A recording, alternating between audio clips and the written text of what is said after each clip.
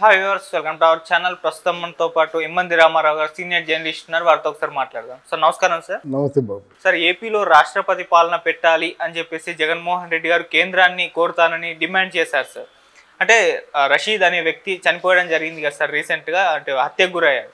ఈ నేపథ్యంలో వాళ్ళ కుటుంబాన్ని పరామర్శించడానికి వెళ్ళి ఈ కామెంట్ చేశాడు. సార్ రాష్ట్రపతి పాలన పెట్టాలి ఎలాగైనా అని చెప్పేసి అని అంటున్నారు. మరి అది సాధ్యమయ్యే అవకాశం ఏమన్నా ఉందా? అసలు జగన్ గారి కామెంట్స్ పైన మీ ఒపీనియన్ ఏంటి సార్? ఈయన ధోరణి ఎలా ఉందంటే, ఆలు లేదు చూలు లేదు, కొడుకు పేరు సోమలింగం అంటారు చూసారా. అది నిన్నగాక మొన్న 10లో కూర్చున్నారు, 1 month అయింది. అప్పుడే రాష్ట్రపతి పాలన విధించవలసినంత విధ్వంసం ఏమి జరిగింది అక్కడ? ఎవరో ఒకరు నీ పార్టీ వాళ్ళు ఒక మనిషిని మా తెలుగుదేశం పార్టీ వాళ్ళు చంపారు, అంతే కదా. మరి ఎలక్షన్ పరంగా ఎంతమందిని చంపేశాడు? పిన్నెల్లి రామకృష్ణారెడ్డి మీద ఎన్ని మర్డర్ కేసులు ఉన్నాయి? మర్డర్ కేసులు ఉన్నవాళ్ళు పెద్దిరెడ్డి రామచంద్రారెడ్డి మీద ఎన్ని మర్డర్ కేసులు ఉన్నాయి? అనిల్ కుమార్ యాదవ్ మీద ఎన్ని మర్డర్ కేసులు ఉన్నాయి? కొడాలి వల్లభనేని వంశీ మీద ఎన్ని ఉన్నాయి? ఇప్పుడు చెప్పోయా, మీ పార్టీలో ఎన్ని మర్డర్ కేసులు ఉన్నాయో, వాళ్ళ పార్టీలో ఎన్ని మర్డర్ కేసులు ఉన్నాయో ముందు పెట్టు, ప్రధానమంత్రి ముందు పెట్టు. పెట్టడానికి చేత కాకపోతే వాళ్ళే పెట్టుకోమని చెప్పు. అది నిజాలు తెలుసుకొని తప్పు చేసేవాడికి శిక్ష విధించమని చెప్పు. రాష్ట్రపతి పాలన ఎందుకు? ఒకవేళ పొరపాటు చేసినట్టయితే వాళ్ళే వెళ్ళిపోతారు, నువ్వే పరిపాలించుకోవచ్చు కదా. ఆ బాధ్యతతో కేంద్ర ప్రభుత్వమే తీసుకుంటుంది. కానీ అప్పుడే ఇంకా నిన్న కాక మొన్న గద్దెనెక్కారు, ఏదో పుట్టుడు ఆశలతోనేమో ఆ మోదీ గారిని అంటే ఒప్పించి సంపద తెచ్చుకుంటున్నారు. ఇప్పుడు నువ్వు మాట్లాడు, ఏవైనా అర్థం ఉందా? నిన్ను గమనిస్తున్న సమాజం నీ గురించి ఎంత అసహ్యకరంగా అనుకుంటుంది. నీ లేఖను తీసుకెళ్ళి ఎక్కడో చిత్తు బొట్టులో పడేస్తారు, అదే కదా నీ లేఖ. మరి రాయడంలో నీ తాలూ గుణం బయటపడుతుంది. ఇంతవరకు అన్నప్రాసనాడే ఆవకాయ అంటారు చూసారా, ఇప్పుడు అలా కాదు, అన్నప్రాసనాడే నాటుకోడు అన్నట్టే ఉంది నీకు. ఇంకా ఏమి లేదు కదా, నువ్వు అంత మసాలా దట్టించి బయటికి ఎక్స్పోజ్ చేయవలసిన అవసరం లేదు. అది ఉంటే ప్రజలు చీకొడతారు, ప్రజలే తిరస్కరిస్తారు. మీకు భయపడి ప్రజలు గొంతెప్పలేదు, మీకు భయపడిపోయి జర్నలిస్టులు కూడా గొంతెప్పలేదు. ఎదురేసిన జర్నలిస్టునేమో తలకాయ బద్దలు కొట్టారు, నామినేషన్ వేస్తున్నప్పుడు చేతులు నరికేశారు, ఇళ్లలో పడుకున్న వాళ్ళ మీద కేసులు పెట్టారు. అమరావతి రైతులందరినీ 5 సంవత్సరాల పాటు అహర్నిశలు కూడా వాళ్ళ బతుకులు ఎలా అయిపోయేంటి? ఎందుకు బతుకుతున్నావురా, చచ్చిపోదామన్నంత జీవితం మీద విరక్తి కలిగేలా చేసింది మీరు కాదు. మరి అప్పుడే విధించాలి నీకు, అప్పుడే మరి రాష్ట్రపతి పాలన విధించాలని చెప్పొచ్చు కదా ఎవరైనా. ఎందుకు చెప్పలేదు? ఏమైనా చెప్తే చంపేస్తావు నువ్వు, రాక్షసుడివి, ఎవరి మాట వినవు. అది కదా, అదే అసలు నీకు ఈ గతి పట్టడానికి, ఈ స్థితికి రావడానికి కారణం ఏమిటా అని ఒక్కరోజైనా ఆలోచించుకున్నావా? నీ తల్లి నీకు దూరం అవడానికి, నీ చెల్లి నీకు దూరం అవడానికి, మీ నాన్నగారి తాలూకు సమకాలీనులు అందరూ దూరం అవడానికి, మీ నాన్నగారికి ఆత్మ అని పిలువబడేటువంటి రామచంద్రరావు దూరం అవడానికి కారణం నువ్వు, నీ వ్యవహారం కాదు. ఏ రోజైనా ఆలోచించావా? ఇది నువ్వు లేఖ రాసావు, లేఖ రాసేమిటి?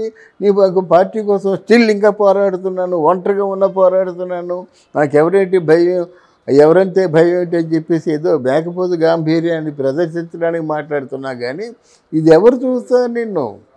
పైగా అటు పక్కన్నోళ్ళు సామాన్యులు కాదు. ఒకడేమో బాగా కేంద్రంలో చక్రం తిప్పేటువంటి వ్యక్తి ఒకడు, అభిమన్యుల్లో దూసుకొచ్చినటువంటి ఒకడు పవన్ కళ్యాణ్. వాళ్ళ మీద నువ్వు ఉత్తరం రాస్తే వాళ్ళు పోలీసుల యాక్షన్ కాదు, జనసేన యాక్షన్ తీసుకుంటుంది. పోలీసుల యాక్షన్ వరకు అవసరం లేదు. రేపు పొద్దున మనకు చెప్పాను, నేనే మొట్టమొదటిసారిగా చెప్పాను, బొంబాయిలో శివసేన అలాగో ఇక్కడ జనసేన అలాగ ఉంటుంది. ప్రతి రాజకీయ పార్టీ కూడా ఉనికిపోవాలని చూస్తే పవన్ కళ్యాణ్ కూడా అలా తయారు చేసుకోవాలని ఆశిద్దాం. పవన్ కళ్యాణ్ కూడా ఏదైతే చెత్త చెదారం గంజాయి ఇట్లాంటివి ఉన్నాయి కదా, మొక్కలు ఉంటాయి కదా పొలంలో, వాటిని వేరే వేయాలన్నమాట. వేరేసి మంచి పదునైనటువంటి సేనగా మలచుకోవాలి. మలుచుకుంటే no doubt this could be another Shiv Sena. అది ఇక్కడ జగన్మోహన్ రెడ్డి ఎంత మొత్తుకున్నా సరే మాట వినేవాళ్ళు లేరండి. పరువు తీసుకునే వాళ్ళు అవుతారు. ఈ విధ్వంసాలు లేవు. అసలు నీకు ఏమైనా ఇంగిత జ్ఞానం ఉండి నీకు మనసు ఉన్నట్టయితే అమరావతి రైతుల్ని ఆడమనిషి నిండు చోళాలు బూటుకాళ్ళతో తన్నించావు. నిన్నేం ఉరి తీయాలన్నమాట. అలాంటి వాళ్ళకి నిండు చోళాలని దండం పెట్టుకుంటారు. భగవత్ స్వరూపం లోపల ఉన్న బిడ్డ. బూటుకాలతో తన్నించావు, దాన్ని ఎంజాయ్ చేసేవాళ్ళంటే ఏం చేయాలి? ఎవరినైనా నిద్రపోనిచ్చావా? అమరావతి రైతుల్లో సగం రైతులకి అంటే వాళ్ళకి నిద్రాహారాలు లేవు, సంసారాలు లేవు. అప్పులు చేసుకుంటూ వాళ్ళు తిరిగారన్నమాట. భవన నిర్మాణ కార్మికులకి ఎవరికైనా బాగుపడ్డారా? వాళ్ళు అంటే అలో లక్షణ అంటూ ఏడ్చారు. తర్వాత ఇసుక ఎక్కడ 2000 3000 ఇసుక ఒక 20,000 లోడ్ అయింది. వాళ్ళు పనులు లేక చచ్చిపోయారన్నమాట. వాళ్ళు ఎంత ఉసిరు తగిలింది నీకు? వాళ్ళ జీవితాలు ఏమైనా బాగు చేసావా? చెత్త పన్ను అన్నావు, ఆ పన్ను అన్నావు, ఈ పన్ను అన్నావు, ఆ పథకం అన్నావు. ఎవరినైనా ఓ 10,000 రూపాయలు ఇచ్చామంటే 15,000 రూపాయలు తీసుకుంటున్నామని వాళ్ళే అంటున్నారు. అప్పుడు విధించాలి రాష్ట్రపతి పాలన. హత్యలు చేయించావు కదా, అప్పుడు విధించాలి రాష్ట్రపతి పాలన. ఏవీ లేని వ్యక్తులైనటువంటి పెద్దిరెడ్డి రామచంద్రారెడ్డి రాయలసీమలో 1/4 ప్రాపర్టీ అయింది. అప్పుడు విధించాలి. వాళ్ళకి ఎదురుగా మళ్ళీ మాట్లాడితే బతుకుండడమేనా? అలాగే ఏవి అంతా కోల్పోయి నిరాధారంగా ఉన్న రోజాని ఈరోజు 1000 కోట్లకు అధిపతి అయిందంటే నువ్వు కళ్ళు మూసుకోబట్టే కదా. నువ్వు 1000 కోట్లకు అధిపతి అయిందంటే ఆ 1000 కోట్లు ప్రజాధనమే కదా. అప్పుడు విధించాలి రాష్ట్రపతి పాలన. అంతే. ఇప్పుడు మన కొడాలి నాని ఏ అధికారంతో ఆయన ఉన్నాడండి? ఏ అధికారంతో క్యాజిన్ ఆడాడండి? ఏ అధికారంతో నీ గంజాయిలో వాటా తీసుకున్నాడు, ఎక్స్పోర్ట్ చేశాడండి? అటువంటి సమయంలో విధించాలి. ఇది ఈ అంతకు మించి ఒకే ఒక మాట, నీకు సోలైనటువంటి విజయసాయి రెడ్డి ఆయన నేను అడ్డం పెట్టుకొని ఎన్ని వేల కోట్లు పొందాడు, ఎంత ధనాన్ని సంపాదించాడు, వాడు అల్లుడికి ఎంత ఇచ్చాడు, వాళ్ళ తాలూకు ఎవరో ఆత్మీయులు చాలా ఆత్మబంధువులు కొంతమంది ఉన్నారు కదా, వాళ్ళకి ఎంత ఇచ్చాడో ఆలోచించుకోవాలి కదా. నీ ఆత్మబంధువులకి నువ్వెంత ఇచ్చావు? ఎలాగొచ్చింది? నీ వల్ల వచ్చింది. అది ఎక్కడిది? ప్రజాధనం. అంటే ప్రజలకు అందవలసిన డబ్బే కదా. అలో లక్షణ అంటూ ప్రజలు ఉంటే నువ్వు ఇది మాట్లాడతావా? రైతులు అన్నావు, రైతులు ఏం చేసావు? విత్తనాలు సప్లై చేసావా? రైతు భరోసా అంటా నువ్వు అక్కడ బతికే మార్గం చూపించాలి కదా. అదే లేకుండా 3 సంవత్సరాలు కళ్ళు మూసుకొని కూర్చొని ఒక 4వ సంవత్సరంలో 5వ సంవత్సరంలో 4 దాన్ని ఏమంటారు పెయిడ్ ఆర్టిస్టులు లేకపోతే పెయిడ్ స్పోక్స్ మ్యాన్ని పెట్టేస్తే అబద్ధాలు నిజమైపోతాయా?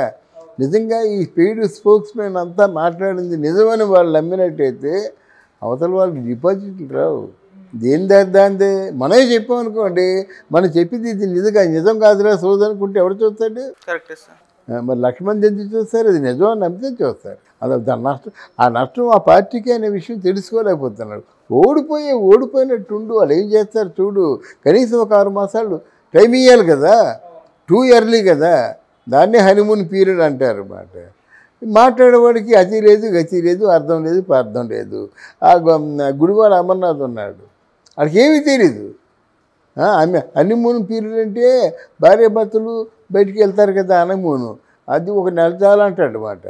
ఈ హనీమూను ఆ హనీమూను ఒకటి కాదు. ప్రభుత్వం ఇనీషియల్గా ఒక 6 గంటలు ఉండాలి, వేచి ఉండాలన్నది పొలిటికల్ భాషలో హనీమూన్ స్పూన్ ఏమంటారు హనీమూను టైం అన్నమాట. నువ్వు నిజ జీవితంలో భాష మాట్లాడితే ఏంటి? ఒక 2 నెలలు